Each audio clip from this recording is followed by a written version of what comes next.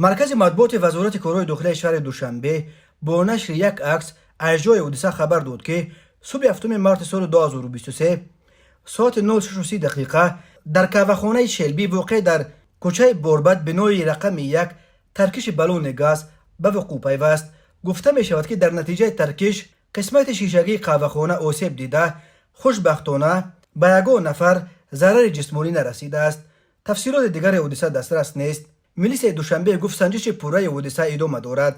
این بار اول نیست که در کاوهخانه های دوشنبه ترکش بالون گاز رخ میدهد.